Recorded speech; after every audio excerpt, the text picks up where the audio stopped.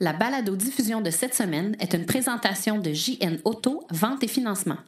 Voiture presque neuve, plus de 35 véhicules électriques à partir de 50 $ par semaine. Toyota pourrait produire des voitures électriques destinées à la Chine. La petite Twizy pourrait enfin rouler au Québec. Une nouvelle BRCC est en fonction à la baie. Des BRCC seront installés le long de la transcanadienne entre l'Ontario et le Manitoba. Suite à son lancement, on connaît maintenant tous les détails sur la nouvelle Tesla 3, son prix et ce qui vient avec ça. Différents types de motorisation, comment s'y retrouver, on en parle avec la chronique Véhicule électrique 101. On parle du E-Prix de Montréal. Est-ce que vous avez aimé? En tout cas, nos invités, eux, oui. Maxime Séguin-Durand et sa chronique, les événements à venir dans les prochaines semaines dans le monde de l'électromobilité, tout ça et bien plus encore dans ce 15e épisode de la balado-diffusion Silence, on roule.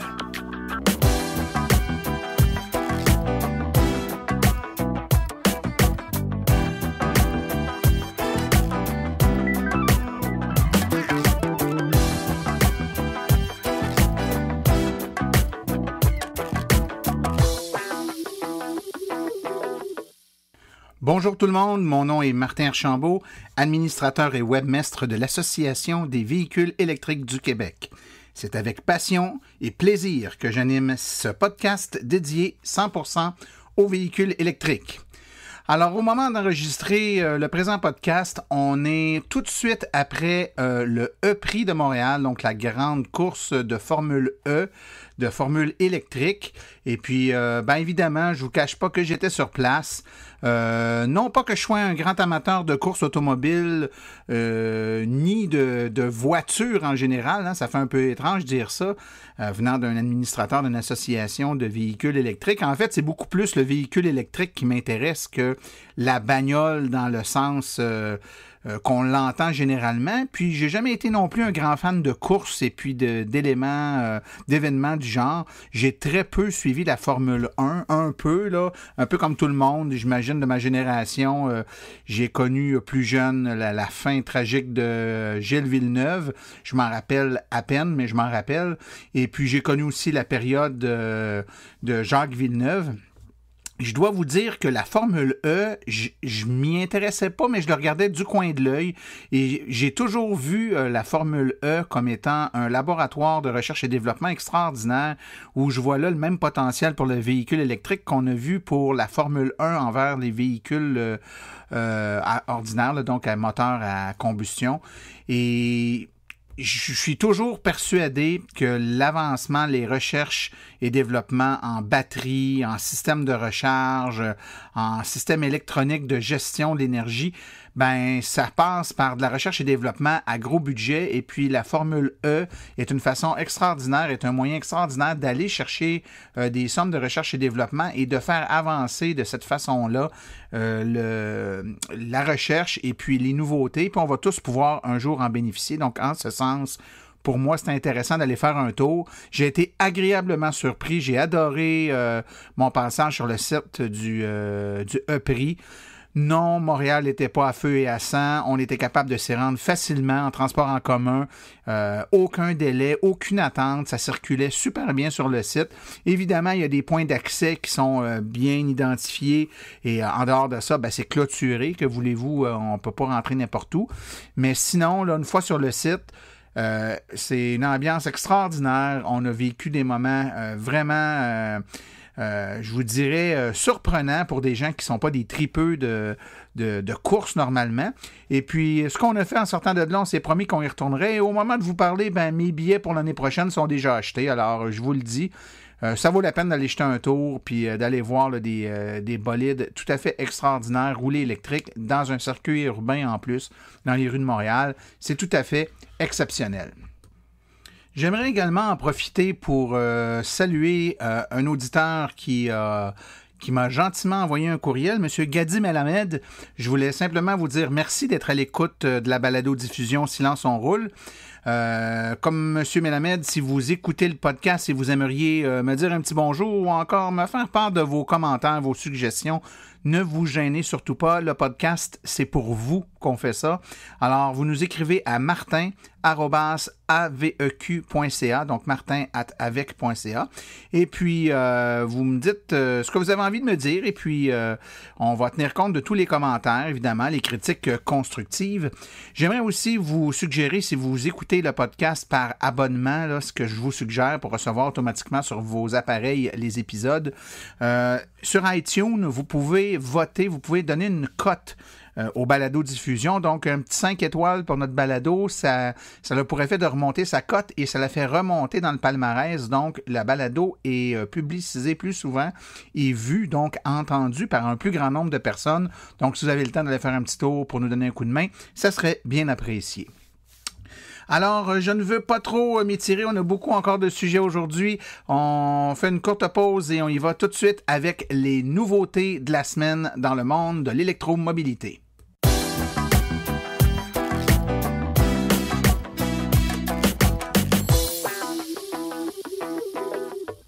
Première nouvelle qui attire notre attention cette semaine, c'est Toyota qui pourrait enfin commencer à produire des voitures électriques de masse grâce à la Chine. En effet, Toyota a été l'un des grands constructeurs qui s'est longtemps opposé ou qui était réticent à produire des véhicules tout électriques, mais récemment, le magazine japonais Nikkei a sorti un nouveau rapport indiquant que Toyota envisageait la production en série de véhicules électriques pour se conformer au mandat de la Chine et qu'il se concentre sur des nouveaux VUS. Donc, c'est à suivre.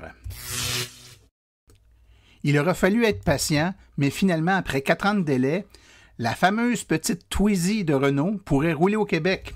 Le gouvernement du Québec vient enfin d'adopter, après avoir tergiversé pendant près de 4 ans, un règlement sur les véhicules basse vitesse qui définit les normes de sécurité visant à protéger les occupants et les autres usagers sur la route. En fait, en clair, ce qui arrive, c'est que le gouvernement du Québec avait aucune loi, donc avec les lois sur l'assurance automobile du Québec, il n'y avait aucune loi et aucune réglementation pour permettre aux véhicules basse vitesse de rouler. Donc, peuvent-ils rouler? Selon quelles règles? Quelles mesures de sécurité doivent-ils avoir? À quelle vitesse doivent-ils rouler? Etc. Donc, ce règlement introduit des règles additionnelles à celles de Transport canadien en matière d'équipement et de performance et la Société de l'assurance automobile du Québec jugera de la conformité des véhicules sur la base des dossiers qui devront lui être présentés par les fabricants à cet effet.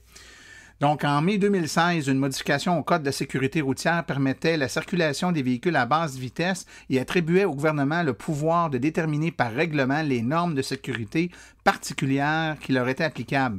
Donc, un véhicule basse vitesse doit être entièrement électrique, doit avoir une vitesse maximale entre 32 et 40 km/h, il doit être immatriculé et il pourra accéder au chemin public où la vitesse permise est d'au plus 50 km/h.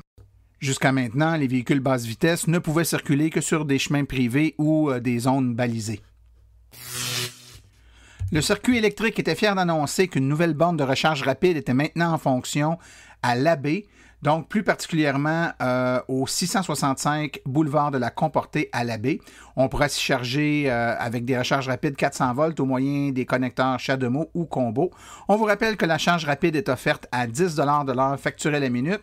Donc, une recharge de 20 minutes coûterait environ 3,33 $, une recharge de 30 minutes, 5 $. Nous profitons de l'occasion aussi pour apporter une précision. Un seul véhicule à la fois, et ça c'est important, peut se charger sur la borne rapide malgré qu'il y ait 2 câbles, là, un Combo, l'autre CHAdeMO, donc c'est l'un ou l'autre qui fonctionne à la fois, pas les deux en même temps. On apprenait dernièrement que 34 nouvelles stations de recharge rapide pour véhicules électriques avec stockage d'énergie seront déployées le long de l'autoroute transcanadienne. C'est une bonne nouvelle pour les conducteurs actuels ou futurs de voitures électriques au Canada, car le réseau de stations de recharge rapide couvrira l'autoroute canadienne dans une région qui est actuellement mal desservie, soit entre l'Ontario et le Manitoba. Il est à noter que les stations seront équipées de systèmes de stockage d'énergie afin de s'assurer qu'elles pourront fournir une charge rapide, même s'il existe des limites de réseau. Jim Carr, ministre des Ressources naturelles du Canada, a commenté l'annonce en disant que le Canada reconnaît le rôle clé que joueront les véhicules électriques dans la réduction des émissions du secteur des transports. Avec plus de véhicules électriques disponibles, nous voulons faire un choix facile pour les Canadiens. Cet investissement stratégique nous rapproche d'un réseau national de bornes de recharge pour véhicules électriques d'un bout à l'autre l'autre du pays, tout en développant notre économie et en créant de bons emplois pour la classe moyenne du Canada. Alors, petit pas, direz-vous, de la part du Canada, quand on regarde ce que certaines provinces comme le Québec ou encore le Nouveau-Brunswick, l'Ontario sont en train de faire sur une base provinciale. Mais réjouissons-nous, chaque petit pas est un pas important. Tesla lançait la semaine dernière sa toute nouvelle Tesla 3. Les caractéristiques et les prix sont maintenant connus. Donc, que ce soit de son autonomie qui va aller de 350 à 500 km selon la version, les couleurs qui sont proposées et le prix des options comme l'autopilote et sa version améliorée. Les caractéristiques que nous connaissons actuellement de la Tesla 3 dans la version standard, 35 000 $ américains, avec la batterie standard, une capacité en kWh encore inconnue, mais avec une autonomie annoncée de 350 km, une vitesse de recharge sur les superchargeurs de 210 km récupérés en 30 minutes et sur un chargeur à domicile de 240 volts, 32 ampères de 50 km/h. La livraison devrait commencer à l'automne 2017, mais attention pour le Québec, même ceux qui ont commandé très tôt, on parle de tard en 2018 pour les premières livraisons. La performance sera de 0-100 km/h en 5,6 secondes, donc à peine un peu plus pour le 0-100 km/h et la vitesse maximale de 210 km/h. L'intérieur comportera un écran de 15 pouces avec une résolution qui semble être très, très, très performante, une climatisation bizone, une console centrale avec 2 ports USB, Wi-Fi, connexion LTE, entrée main libre. Il y aurait une clé au format d'une carte et une ouverture possible via le smartphone, la reconnaissance vocale, la caméra de recul, le rétroviseur réglable électriquement, les sièges rabattables à l'arrière en mode de 60%, 40%. En termes de technologie de sécurité, des phares full LED, 8 caméras radar à l'avant et 12 capteurs ultrasons autour du véhicule, 6 airbags frontaux et 2 latéraux, contrôle électronique de la stabilité et de la traction. Pour ce qui est de la garantie, on parle de 4 ans, 80 000 km et la batterie 8 ans, 130 000 km, 195 000 km pour la batterie longue autonomie. En option, donc l'option batterie longue autonomie, on parle de 500 km EPA, ça coûte 9 000 $ les amis. Vitesse de recharge sur un superchargeur de 275 km par 30 minutes de recharge et sur un chargeur à domicile, on parle de 60 km par heure de recharge. Performance de la version longue autonomie, le 0-60 000 à l'heure en 5,1 secondes. Le début des livraisons est pour juillet 2017 aux États-Unis. Les couleurs sont le Silver Black qui est une couleur standard, Midnight Silver Metallic pour 1 000 $ de plus, Deep Blue Metallic 1 000 $ de plus, Silver Metallic 1 000 $ de plus, Pearl White Multicoat pour 1 000 $ de plus et Red Multicoat pour 1 000 $ de plus aussi. Les jantes viennent en 18 pouces design aéro pour les jantes standards, au 19 pouces design sport pour 1 500 $ supplémentaires. Le pack premium à 5 000 $ qui est un intérieur amélioré avec des fonctions supplémentaires et des matériaux premium, un toit en verre et des sièges chauffants. L'autopilote est amélioré, proche de la version qu'on a sur la modèle S et X et coûtera 5 000 $, une capacité de conduite entièrement autonome qui fonctionne par l'activation là, sous réserve des évolutions réglementaires et on va voir ce qui va être permis de faire. Le conducteur pourra lâcher entre autres la main du volant et détourner le regard de la route pour 3 000 beaux $. Et les dimensions et poids du véhicule, 4693 mm largeur, 1849 mm, 1932 avec les rétroviseurs et une hauteur de 1422 mm. Un empattement d'environ 2875 mm. Nombre de sièges conducteurs et passagers inclus 5. On parle d'un coffre, l'espace dans le coffre de 425 litres. Le poids vide pour la Model 3 standard, 1600 kg. Pour la Model 3 longue autonomie, 1730 kg. La carrosserie est composée d'aluminium et d'acier et le coefficient aérodynamique est de 0,23.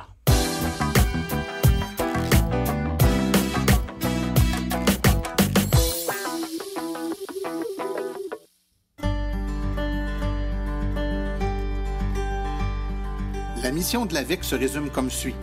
Donner une information neutre et objective aux électromobilistes actuels et futurs, tout en représentant leur intérêt auprès des acteurs du milieu. L'AVEC se veut aussi un acteur stimulant en matière de politique québécoise en transport électrique avec plusieurs participations à des commissions parlementaires. Elle est également une référence en électromobilité pour de nombreux médias québécois. Ce que vous pouvez faire pour l'AVEC? Si vous avez une bonne plume, nous recherchons des rédacteurs. Si vous êtes propriétaire de véhicules électriques, participez à nos forums pour partager votre expérience. Vous connaissez un propriétaire de véhicules électriques? Faites-lui connaître notre site. Vous connaissez un vendeur de véhicules électriques, laissez-lui notre carte d'affaires. Vous voulez installer une borne chez un commerçant ou au travail? Consultez nos guides. Vous voulez vraiment nous faire plaisir? Devenez membre de notre association. Vous voulez devenir partenaire ou annoncer sur notre site? Contactez-nous à info@aveq.ca. L'Association des véhicules électriques du Québec, la référence en électromobilité.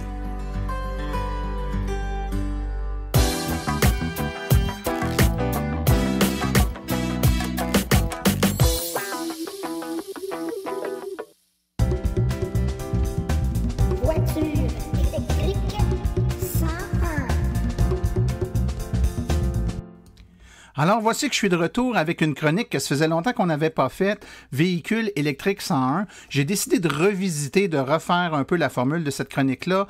On m'a écrit, on m'a soufflé à l'oreille lors de rencontres que c'était apprécié, donc qu'on prenne un sujet et qu'on l'explique simplement. Ceux qui ne le savent pas, ben, je vous le dis, là, entre les branches, j'étais un ancien prof, hein? J'enseignais l'électronique au collégial, donc j'étais habitué de parler de trucs qui touchent l'électricité, l'électronique, et puis de le démystifier un peu. Puis je me suis dit, comment faire pour être capable de l'expliquer simplement? Je vais faire comme si je l'expliquais à mes enfants, en fait. Puis, ben, étant donné qu'on prend toujours la matière première qu'on a sous la main, j'ai des enfants à la maison. Alors, j'ai demandé à mon fils Émile, 10 ans, de me donner un petit coup de main en me posant des questions.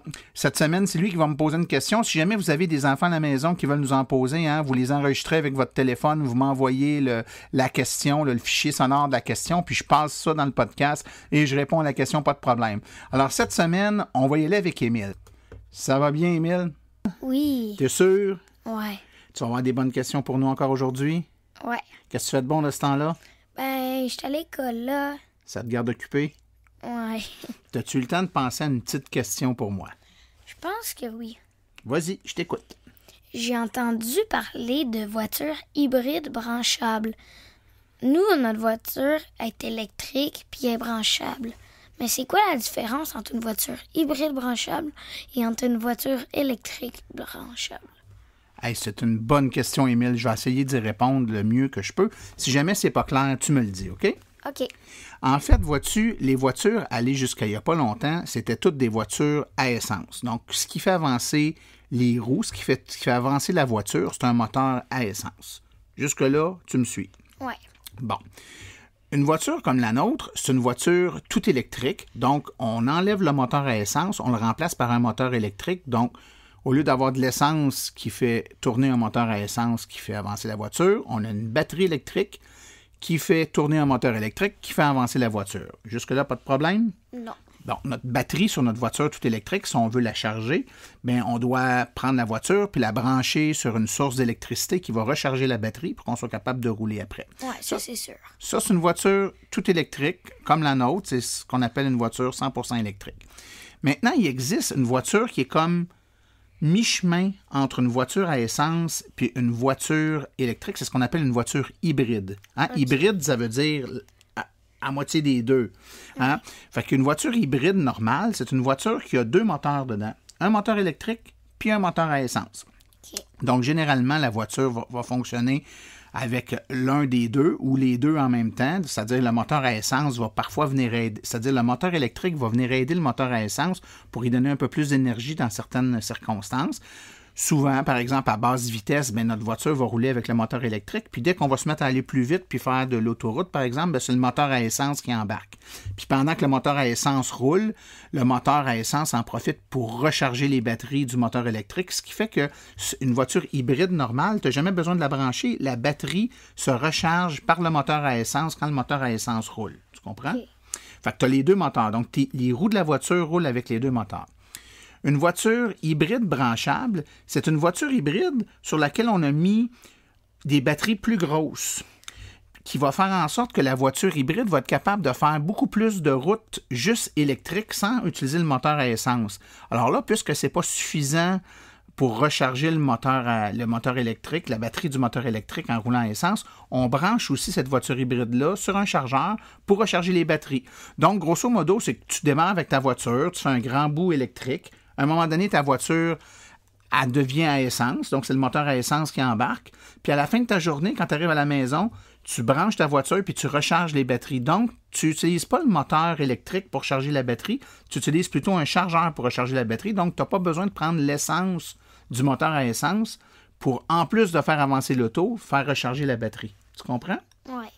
Puis, il y a aussi une sorte de voiture électrique qui a une génératrice à essence, c'est ce qu'on appelle les voitures électriques avec prolongateur d'autonomie, comme la Chevrolet Volt ou la BMW i3 avec le module Rex. C'est des voitures qui sont des voitures électriques, donc la voiture roule toujours à l'électricité, mais il y a une petite génératrice à essence dans la voiture. Donc, quand nos batteries s'en viennent trop faibles, la petite génératrice à essence démarre, puis avec l'essence, va recharger notre batterie pour que notre véhicule continue à rouler électrique. Donc, la voiture va toujours avancer l'électricité, mais parfois, l'électricité étant trop basse dans la batterie, puis on ne peut pas la charger parce qu'on est en route, c'est une génératrice qui recharge nos batteries. OK. Tu comprends la différence? Fait que dans le fond, si je te résume, là, tu as une voiture toute à essence. Oui. Tu as une voiture hybride qui est un mélange de voiture électrique et de voiture à essence, mais que tu ne peux pas brancher. C'est la batterie électrique dans le véhicule va se recharger par le moteur à essence. Quand la voiture tombe à essence, en même temps que le moteur à essence fait avancer le véhicule, il va aussi recharger les batteries. Donc ça, c'est ce qu'on appelle une voiture hybride. Il y a comme deux moteurs, puis tout dépendant des circonstances, ça fonctionne avec un ou l'autre ou les deux. Il y a des hybrides branchables, qui est une voiture hybride, encore une fois, mais dont la batterie est un peu plus grande. Il y a plus d'autonomie électrique. Puis pour toutes ces raisons-là, on ne la recharge pas en roulant, on la recharge plutôt en la branchant sur une prise électrique. Donc, on a l'avantage de rouler par moment électrique, mais aussi d'avoir toute l'autonomie d'une voiture à essence parce qu'il y a aussi un moteur à essence qui fait avancer la voiture. Puis, il y a la voiture 100% électrique qui, elle, a une grosse batterie puis pas du tout de moteur à essence. Et elle fonctionne juste à l'électricité. Il y a juste un moteur électrique, une batterie, puis on se charge à la maison. Puis, dans certains cas, il y a des voitures électriques avec prolongateur d'autonomie. Ouais. Là, c'est une voiture 100% électrique, mais dans laquelle on rajoute une petite génératrice à essence pour être capable de faire des distances plus grandes que les distances parcourables avec notre batterie qu'on a dans le véhicule. OK. Est-ce que c'est plus clair? Oui, pas mal plus que ce que je savais. Bon, si quelqu'un te pose des questions, tu vas savoir quoi répondre? Oui, mais ça m'étonnerait que quelqu'un me pose cette Ah, question-là. tu pourrais t'en faire poser beaucoup plus vite que tu penses. Ça s'en vient populaire comme question.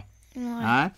Donc, si vous avez à la maison des enfants qui ont des questions à poser, gênez-vous surtout pas. Vous prenez votre téléphone cellulaire avec la petite fonction dictaphone, vous enregistrez la question, vous m'envoyez ça par courriel à martin@aveq.ca. Ça va me faire plaisir de faire jouer la question dans la balado-diffusion puis d'y répondre au mieux de mes connaissances. Sinon, il y a mon ami Émile ici qui a toujours des questions, n'est-ce pas, Émile? Ouais. Alors lâchez pas, on se revoit la semaine prochaine pour la prochaine chronique Véhicule électrique 101.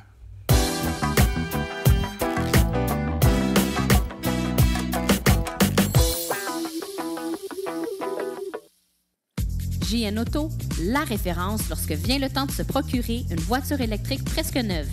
Plus de 35 véhicules électriques à partir de 50 $ par semaine.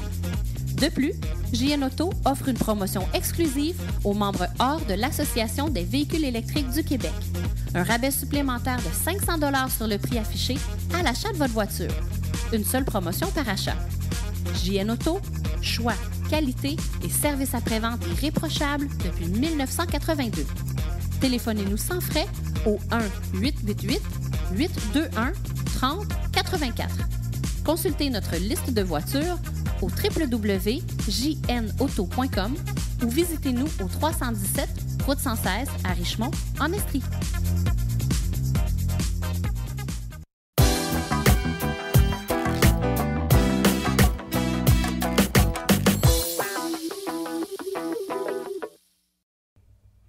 Alors, je suis présentement en compagnie de M. Daniel Sirard et François Viault pour parler un petit peu avec moi de l'expérience du week-end dernier où on est allé au E-Prix voir la course de Formule E. Puis ce qui est de le fun, c'est que dans mes deux invités, j'ai deux profils complètement inversés. J'en ai un qui est un maniaque de voitures, de courses de voitures, puis pas nécessairement de voitures électriques. L'autre, c'est exactement le contraire. C'est un maniaque de voitures électriques, pas particulièrement de course. Fait que je pense qu'on va être capable de donner l'heure juste pour tous les amateurs. Ben, tout d'abord, bonsoir, messieurs. Bonsoir. Bonsoir. Ça va bien?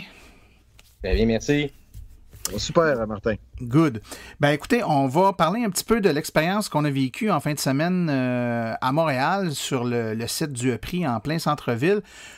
On va commencer tout d'abord par parler un peu de qu'est-ce qui nous a amené, quand je dis nous, c'est parce que j'étais là moi aussi, là, mais qu'est-ce qui vous a amené à vous intéresser au EPRI puis à aller jusqu'à vous acheter des billets pour aller sur le site. Donc on va commencer par Daniel. Daniel, toi, ça t'est venu d'où cette idée-là? J'entends parler de la Formule 1 depuis le début. Je l'écoutais à l'occasion. Depuis que le maire Coderre en parle, je m'ai beaucoup plus intéressé à la Formule 1, en fait. C'est là que vraiment l'intérêt a commencé beaucoup plus. Et puis, comme je suis un amateur de course, ben moi, c'est des voitures, c'est une piste de course, ça course, ça m'intéresse. C'est pas compliqué, hein? C'est pas compliqué. C'est ça. C'est une voiture, ça avance, il faut qu'il arrive premier. Je trouve ça génial. Puis en plus, les voitures, moi, je trouve que les voitures ont un super de beau look en plus. Ça aide tout le temps. Puis à ma grande surprise, mais pas à ma grande surprise parce que j'avais vu un peu ce qui se passait, mais j'ai quand même été surpris. Le niveau de performance, c'est vraiment là. Fait que c'est pas... j'ai pas été déçu. Excellent. Puis même si c'est un amateur normalement, j'imagine que c'est des courses de trucs à gaz là, que tu écoutes normalement. Toi, que ce soit à gaz ou électrique, ça n'a pas beaucoup d'importance pour toi? Non, pas du tout. C'est excellent. François, c'est un peu différent. Toi, tu es plus un amateur de véhicules électriques qu'un amateur de course. Qu'est-ce qui t'amène à une course? Écoute, c'est sûr que j'ai toujours aimé un peu les performances de voitures, mais j'ai jamais suivi de course ni à la télévision comme telle ou encore même sur un circuit. J'ai toujours, depuis le début, été amateur de véhicules électriques. Et quand j'ai entendu parler que le maire Coderre amenait la Formule 1 à Montréal, ça fait 2-3 ans qu'on en parle, j'ai fait comme « wow, ça va être incroyable si ça arrive ». Et puis quand c'est arrivé, j'ai dit « c'est sûr que faut qu'on aille voir ça, faut que j'aille voir puis entendre qu'est-ce que ça va donner », parce que même si on l'a pas entendu dans des courses ordinaires de voitures de Formule 1, je sais que c'est très fort, les gens se mettent des bouchons puis tout ça, fait que j'avais hâte de voir qu'est-ce que ça donnerait. Et puis, niveau de performance, puis que ça soit dans la ville, tu sais, on sait que les gens ont beaucoup chialé, si on peut dire, pour le prix qui était dans la ville, mais c'était quelque chose à voir et je suis bien content d'y avoir été. Bien, parlons-en justement, François, de la course en plein centre-ville, parce que c'est un élément que je voulais aborder avec vous autres. Peut-être un peu plus Daniel qui a déjà assisté à des courses puis tout ça sur des pistes officielles. Là, on est dans une course sur circuit urbain, donc on doit aménager les rues du centre-ville pour accueillir la course. Il y a effectivement beaucoup de sucre qui a été cassé sur l'administration puis l'organisation. Je veux pas qu'on entre nécessairement dans la gestion des communications puis comment le tout a été géré. Je veux plutôt qu'on parle du résultat. Quand vous êtes présenté sur le site pour assister au EPRI, comment vous avez trouvé l'infrastructure, l'organisation, l'accès au site, que ce soit pour s'y rendre, pour entrer sur le site, pour se promener? Comment vous avez trouvé le setup final, là, au-delà de ce qui s'est dit puis des agréments que ça peut causer aux gens qui vivent proches, pour un spectateur qui se présente sur le site? Comment était l'expérience? On commence avec Daniel. Pour avoir été à l'île Sainte-Hélène voir la Formule 1 à plusieurs reprises, je peux te dire, Martin, que j'aurais pas retourné cette année avec mon père, que tu as vu, il est quand même, c'est plus une jeunesse, là. Je l'aurais pas ramené à Formule 1 parce que la marche est trop longue, l'accessibilité quand même assez compliquée, moi, de dire. Tu peux marcher des fois des 1 km quasiment si tu es à l'autre bout du circuit, tu peux marcher quasiment 3 km pour te rendre à ton siège.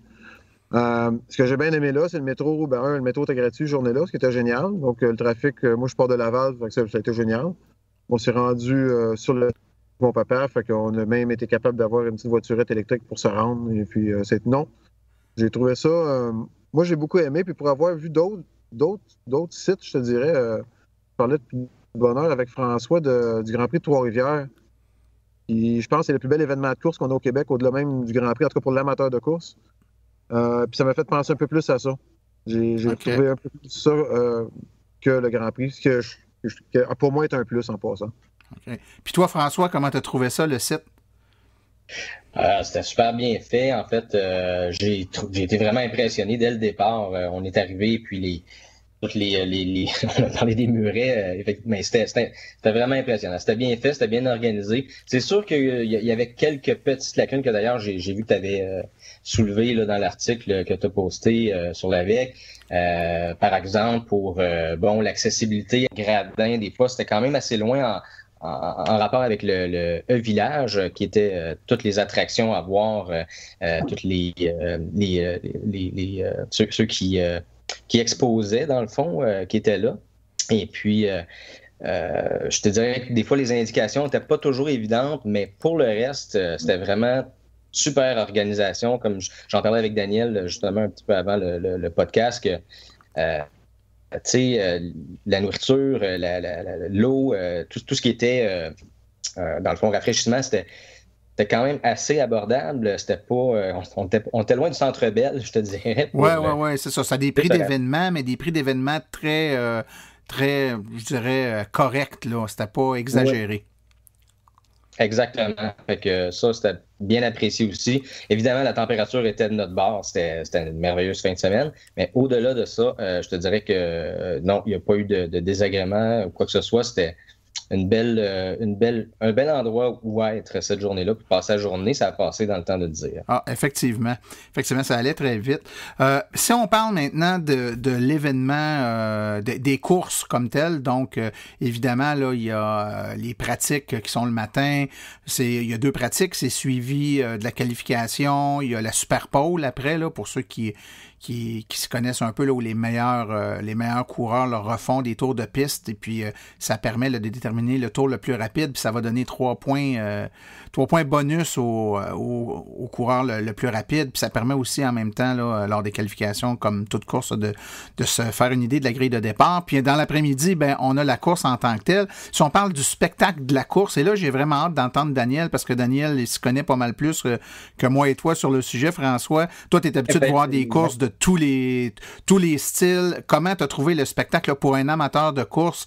Parce qu'on entend toutes sortes de choses et on lit toutes sortes de choses sur le fait qu'il n'y a pas de bruit, il n'y a pas de son, ça tue le spectacle, ça va pas vite. J'ai lu plein de choses. Toi, tu es un amateur de ça, tu en as vu de toutes sortes. Pour un amateur de course, qu'est-ce que ça avait l'air sur le site? Le spectacle valait-il le déplacement et le prix? Oh oui. Non, ça, sans aucun doute. Moi, j'ai aucun problème. La course, j'aime beaucoup, en fait, la formule de qualification. Je trouve ça, en tout cas, très intéressant. Je ne veux pas comparer avec rien d'autre, là, mais je trouve ça bien intéressant. La Super Pole, je trouve ça intéressant. Même, je trouve ça d'un concept où il y aurait encore plus de voitures, où il y aurait pu mettre, à chaque qualif, là, quand ils sont 5, mais j'en mettrais peut-être même jusqu'à 6, 7, 8. Ça pourrait faire... En tout cas, déjà que ça fait un bon spectacle, je trouve que ça ferait vraiment un très bon spectacle au niveau de la qualif. Le fait d'avoir 3 points pour la pole, ça, je trouve que c'est une maudite bonne idée. Ce qui fait que c'est un bon spectacle pendant la qualif. Il n'y a personne qui est là juste pour s'exposer. Mais il y a 3 points à aller chercher, fait qu'il y a une véritable bagarre pour aller chercher le 3 points. La course, comme je disais, les voitures sont à un niveau de performance bien intéressant. Les pilotes, pour même connaître plusieurs des pilotes que dans la série, c'est pas des poireaux. Puis je tiens aussi à préciser quelque chose, c'est qu'il n'y a aucun pilote payant en Formule 1, qui n'est pas le cas en Formule 1. Okay? En Formule 1, les 90% des pilotes mènent de l'argent quand ils arrivent en Formule 1. En Formule 1, c'est pas ça le cas du tout, c'est le talent seulement. Ça, c'est bien intéressant parce qu'ils vont chercher des pilotes intéressants. Fait que moi, tout le spectacle, j'ai adoré. Comme je parlais un petit peu avec François, puis je pense que déjà le maire en a parlé, je trouve qu'il y a un peu d'espace entre essai, qualif, course, et puis que ça aurait besoin d'être rempli un peu. À la manière de tous les autres types de séries de courses, je te dirais, que ce soit la Formule 1, que ce soit qu'on ait au Grand Prix de Trois-Rivières, ou même que j'écoute des courses de moto, il y a toujours ce qu'on appelle du monde qui sont là pour réchauffer la salle. Une espèce de série monotype électrique, naturellement. Et puis, en passant, j'ai aucun problème avec le fait que ça ne fait pas de bruit. Au contraire, j'aime ça, on entend les pneus. Et puis, ça m'en dit peut-être encore un peu plus sur ce que les voitures font. Fait que c'est peut-être juste une autre manière d'écouter ou de percevoir une course. Tout à fait. Ben, je pense que ça prend un minimum d'ouverture d'esprit. Puis de toute façon, le fun du spectacle aussi, c'est de voir les prouesses et les talents des pilotes. Puis c'était indéniable. Moi, ça m'a surpris. Ben, surpris, en fait. Peut-être que je ne suis pas un amateur. J'ai pas l'expérience de suivre ça comme vous autres. Mais moi, de voir des véhicules rouler à cette vitesse-là avec 3, 4, 5 cm entre le devant de la voiture puis le derrière de la voiture qui est en avant, collé. Écoute, c'était hallucinant. Je retenais mon souffle. J'ai toujours l'impression qu'il était pour se rentrer dedans, mais non, écoute, j'ai trouvé ça, moi, personnellement, bien excitant. Ça m'amène à compléter en vous posant la question suivante, messieurs, fort de l'expérience que vous avez vécue, avez-vous l'intention d'y retourner? Commençons par François cette fois-là. Oui, effectivement, c'est sûr qu'on a envie d'y retourner. En fait, dès je pense que c'est le lendemain ou le surlendemain que les billets en pré-vente étaient disponibles pour la fin de semaine. On a tout de suite sauté sur l'occasion pour aller prendre les billets qui étaient dans le premier gradin, en fait, le gradin ou premium, jusqu'à le premier virage, qui a beaucoup d'action. Moi, je dirais que ça m'a donné vraiment la piqûre, là, complètement, là, pour la course de Formule E. De voir, puis d'entendre, comme Daniel disait, d'entendre les voitures, ce qu'ils font. Et puis, écoute, on les entendait se rentrer dedans parce que ça jouait du coude, là. Je pense pas qu'on voit ça en Formule 1. En fait, je ne crois pas. À ce point-là, ça donne un spectacle qui est vraiment époustouflant, là. C'est prenant. Puis en plus, que ça course dans les rues de la ville, là. C'est quasiment... c'est dur à imaginer tant qu'on l'a pas vu. Ouais, c'est hallucinant. Moi, c'est ce que je disais, c'est d'écouter la course, puis en background, en arrière, on voyait la tour Radio-Canada, le temps qu'il lui reste encore. la brasserie Molson, le temps qu'il lui reste elle aussi encore, parce qu'elle déménage elle aussi. On voyait le stade olympique, lui, j'imagine, pas le stade olympique, on le voyait, il va rester là, le pont Jacques-Cartier. Donc, c'était vraiment un décor urbain. Moi, ça me rappelait un peu le feeling quand on va voir un match de football au stade Percival Molson, puis que tu vois vraiment le centre-ville en arrière. Puis t'es dehors, c'est un feeling extraordinaire. Toi, Daniel, ça t'a-tu donné le goût d'y retourner ou c'était pas un one-shot deal, ton affaire, là? Non, pas du tout. Moi, j'ai beaucoup aimé. Je vais y retourner l'année prochaine. D'ailleurs, tout comme François, mes billets sont réservés dans le bas d'estrade. On va être à bonne place pour 2 jours, en fait, l'année prochaine même. Fait que c'est sûr, j'y retourne. Pour moi, l'événement, ça satisfait amplement ce que je voulais voir. Et puis à mes besoins de maniaque de course. Je dirais même, en plus, il faut voir ça un peu autrement. Monaco, ça se fait dans une ville. Montréal, ce qu'on a fait en fin de semaine à Montréal, moi, me rappelle aussi un peu ça. Ça me fait penser à Trois-Rivières parce que Trois-Rivières, ça se passe en ville. Et puis, c'est un cachet vraiment spécial. Montréal, dans la ville, je pense qu'on lui donne le temps de grossir un peu. Je pense qu'il y a du monde qui vont louer leur balcon, voir René Lévesque à des prix assez intéressant d'ici quelques années. Oui, tout à fait. Je pense qu'il y en a il y a un petit revenu d'appoint qui va rentrer, qui va faire avaler la pilule. Hein? Écoutez, moi, le feeling que ça m'a fait, c'est que je me suis surpris à avoir hâte au mois de décembre parce qu'on sait que ça recommence au mois de décembre là, avec la première course qui a lieu en Asie. C'est-tu au Japon, si je ne me trompe pas? Faudrait que je regarde, là, mais je sais que la première est au mois de décembre. La première course est au mois de décembre. Puis je me suis mis un reminder dans mon calendrier d'aller voir, de ne pas manquer ça. Là. Je sais que des fois, les courses, c'est un peu partout dans le monde. Ça a des fuseaux horaires un peu différents. Mais contrairement à cette année, l'année prochaine, quand je vais arriver à la course à Montréal, je vais avoir suivi les courses précédentes. Je vais être au courant de qui va bien, qui va mal, les écuries top, les écuries qui tirent de la patte un peu. Donc, je vais être un peu plus connaisseur cette année. En toute humilité, je connaissais pas grand-chose, mais je m'intéressais un peu comme François parce que c'est des véhicules électriques puis ça me fascine, contrairement à toi qui s'intéressait à ça parce que c'était de la course. Mais l'année prochaine, je vais connaître ça un peu plus puis je pense que le spectacle va être encore plus excitant, qu'on va déjà avoir des partis pris, on va déjà avoir des pilotes favoris, on va déjà avoir des pilotes qu'on va peut-être aimer un peu moins parce qu'ils vont avoir fait 2-3 coups de cochon les courses d'avant. Ça va avoir une autre couleur, je pense. En tout cas, je ne sais pas ce que vous en pensez, mais moi, je pense que l'année prochaine, là, on va arriver là armé, comme on dit. Ça ressemble pas mal à ça, Martin. Écoutez, messieurs, vous avez été super gentils de nous donner un peu de votre temps. Fait que je vous remercie beaucoup pour votre présence. Merci, François. Plaisir. Merci beaucoup, Daniel. Ça me fait plaisir, Martin. À la prochaine.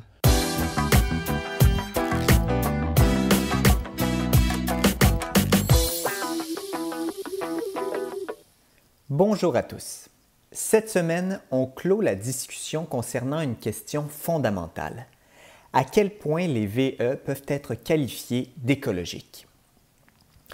On a déjà dit que ce n'est pas la production des batteries qui font que les VE peuvent difficilement être qualifiées d'écologiques.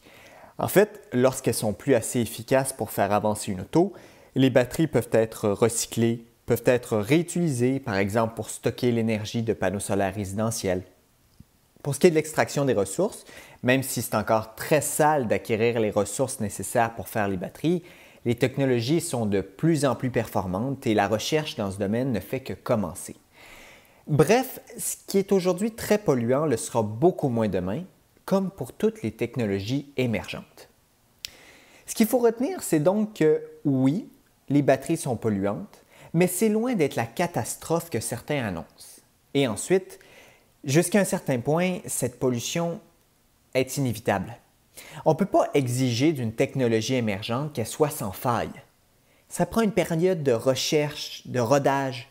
Si on n'accepte pas ce principe, on condamne l'innovation. Le meilleur exemple pour illustrer ce principe, c'est l'apparition des bateaux à vapeur qui ont remplacé les bateaux à voile au 19e siècle. Au départ, les bateaux à voile étaient beaucoup plus performants que les bateaux à vapeur pour exécuter beaucoup de tâches. Mais à force d'investir, d'améliorer la technologie, les bateaux à vapeur ont supplanté les bateaux à voile dans beaucoup de domaines.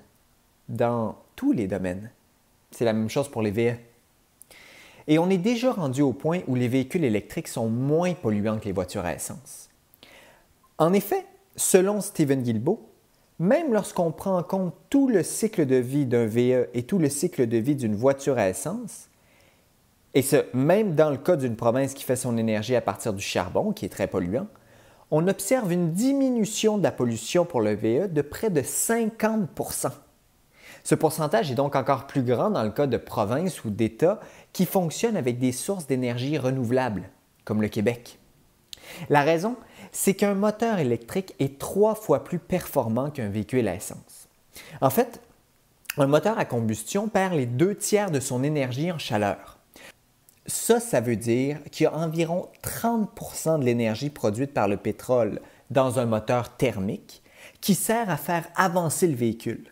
Le reste, ça s'évapore en chaleur. Et ça, c'est les moteurs les plus efficaces. D'habitude, on parle plutôt d'une efficacité qui tourne autour de 25 %. Dans le cas d'un VE, l'efficacité du moteur est beaucoup plus grande. L'énergie contenue dans les batteries sert à faire avancer le véhicule dans une proportion de 80 % et plus. Donc, on avance 3 fois plus dans un véhicule électrique pour la même quantité d'énergie que dans un véhicule avançant au pétrole. On peut donc conclure définitivement que les VE sont plus écologiques que les voitures à essence. Mais les véhicules électriques ont d'autres avantages que leur plus basse empreinte écologique. On a déjà parlé de la qualité de l'air. Les émissions des voitures à essence contribuent à la pollution atmosphérique qui fait plus de 5,5 millions de morts par année à travers le monde. Or, les VE aident beaucoup à cet égard parce qu'ils n'émettent pas de particules fines et de polluants lorsqu'ils roulent. Aussi, le Québec n'est pas un producteur de pétrole. Donc, tout le pétrole qui sert à faire avancer nos autos, on l'achète à l'étranger. C'est donc des sous qu'on envoie à l'extérieur de nos frontières plutôt que de l'investir chez nous. Or, en misant sur les VE, on se sert de nos ressources, l'hydroélectricité. On encourage la recherche et l'innovation dans un domaine dans lequel on a des expertises, la conservation de l'énergie, l'électricité, et on crée des emplois chez nous. Bref, pour le Québec, les VE, c'est un no-brainer. Donc, est-ce qu'une auto électrique, c'est écologique? Oui, mais on a dit la semaine passée que ce n'est pas autant que de ne pas avoir d'auto. Mais il y a quand même une place pour les véhicules électriques dans la transition énergétique. En attendant qu'on transforme nos transports en commun et nos moyens de nous déplacer pour qu'ils soient une meilleure alternative au modèle de l'auto solo, l'auto électrique doit faire partie du cocktail de mesures qui vont nous permettre d'atteindre nos objectifs de réduction de gaz à effet de serre. Ils présentent trop d'avantages pour le Québec et d'avantages collatéraux en général pour qu'on les boude. Ils peuvent servir à la phase transitoire qui va nous amener vers des modes de déplacement plus loin de l'auto solo. Donc, non, les VE ne sont pas parfaits, mais ils contribuent certainement positivement à la transition énergétique. Merci d'avoir été là. Bonne semaine.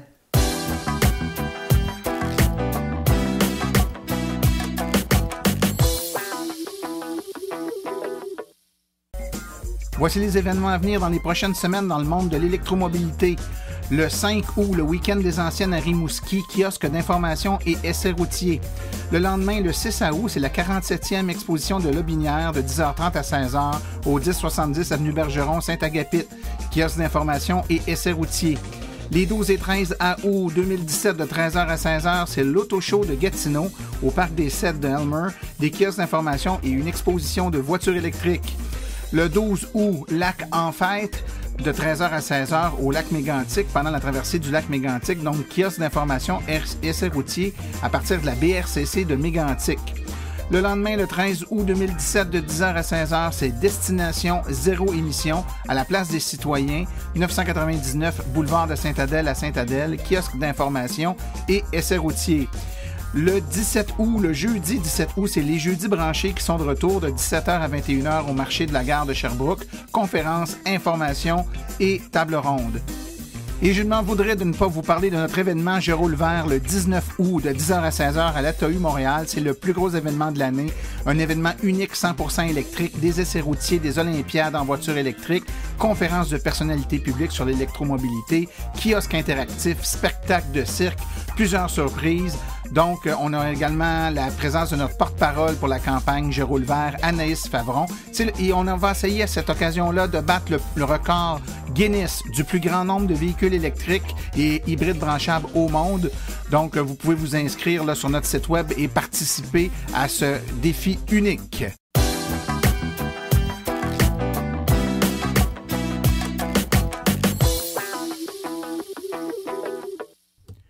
Ceci conclut la présente balado-diffusion.